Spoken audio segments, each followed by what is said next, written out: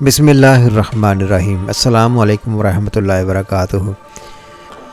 New York کے ساحل سمندر پر ferry کشتی کھڑی تھی جو کہ لوگوں کو بٹھا کر اسٹیچو آف لبرٹی تک پہنچاتی، مگر فیری میں سوار ہونے کے لیے پہلے ٹکٹ لینا پڑتی تھی۔ ویکنڈ ہونے کی وجہ سے لوگوں کا ہجوم تھا۔ فیری کھچا کھچ بھری تھی۔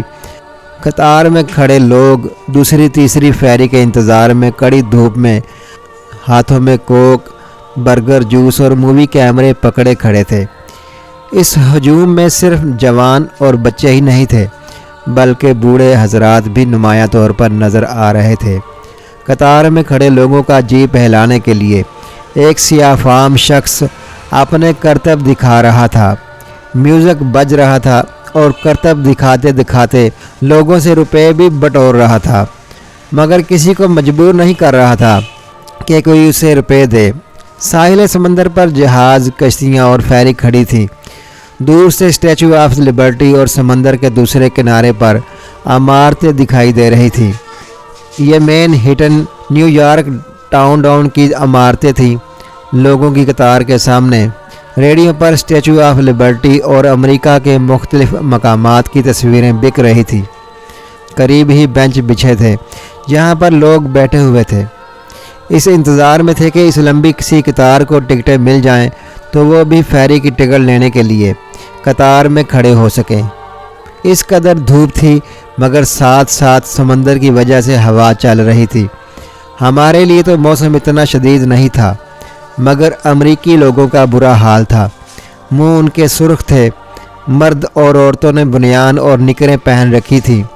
ایسا موسم تھا جیسا کہ اپریل میں ہمارے ملک میں ہوتا ہے، مگر ان سے یہ گرمی برداشت نہیں ہو رہی تھی۔ میں سوچ رہی تھی کہ اگر پاکستان جون جولائی میں کسی سیرگاہ میں دوپہر کے وقت چلے جائیں تو ان کا کیا حال ہو۔ لوگوں کے ہجوم سے ہٹ کر ایک بینچ پر بیٹھی تھی کہ میری نگاہ دوسری جانب اٹھ گئی۔ ایک بوڑھا شخص صاف ستھری پینٹ، قمیض اور ٹائی باندھے میوزک کے ساتھ ناچ رہا تھا۔ اتنا ضعیف تھا کہ وہ بامشکل اپنے پاؤں میوزک کے ساتھ اٹھاتا۔ قریب جا کر پتہ چلا کہ وہ بھکاری ہے۔ ایک ڈبہ اس کی میز پر رکھا تھا۔ لوگ اسٹیچو آف لبرٹی ٹکٹ لینے کے لیے جب وہاں سے گزرتے تو کچھ ڈالر اس کے ڈبے میں ڈال جاتے۔ بھیک مانگنے کے لیے وہ انتھک محنت کر رہا تھا۔ اتنا مہذب بیکاری جو کسی سے سوال نہیں کر رہا تھا کہ مجھے اللہ کے نام پر کچھ دو، لوگوں کی مرضی پر چھوڑا ہوا تھا، چاہے تو کچھ خیرات کر جائیں۔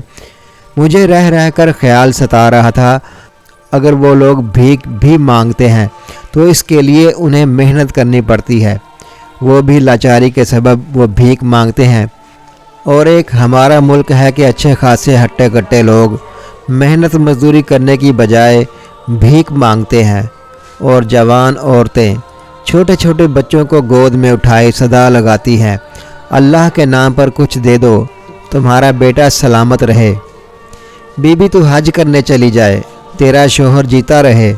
اگر اتنی دعائیں سننے کے بعد بھی آپ کچھ نہ دیں تو وہ بد دعاؤں پر اتر آتی ہیں، جو منہ میں آتا ہے بکے چلی جاتی ہیں۔ بد دعاؤں کے خوف سے لوگ انہیں کچھ نہ کچھ ضرور دے دیتے ہیں۔ اگر کہیں کہ بی بی کام کرو گی تو 100 بہانے بنائیں گی، اتنے چھوٹے بچوں کے ساتھ کام کیسے کر سکتی ہوں، میرا شوہر اندھا ہے، اس کو کھانا کون بنا کر دے گا۔ یہ سن کر انہیں مزید کچھ کہنے سننے کی ضرورت محسوس نہیں ہوتی۔ خیر، بات ہو رہی تھی ساحل سمندر پر کھڑی فیری کی اور اس پر سوار ہونے والے لوگوں کی۔ وہ نہ جانے کتنے گھنٹے سے قطار میں لگے ہوئے تھے، ان میں جینے کی امنگ تھی۔ وہ ہر لمحے کو مقید کر کے لطف اندوز ہوتے ہیں۔ وہ صرف آج کا سوچتے ہیں، یہ نہیں کہ برسوں کے بعد کیا ہوگا۔ مستقبل سے بے نیاز زندگی گزارتے ہیں۔ میں یہی سوچتے ہوئے وہاں سے چلی آئی کہ جو اچھے اصول انہوں نے زندگی میں اپنا لیے ہیں ہمیں بھی وہ سیکھ کر اختیار کر لینے چاہیے تاکہ ہمارا معاشرہ بھی بہتری اور ترقی کی طرف گامزن ہو سکے۔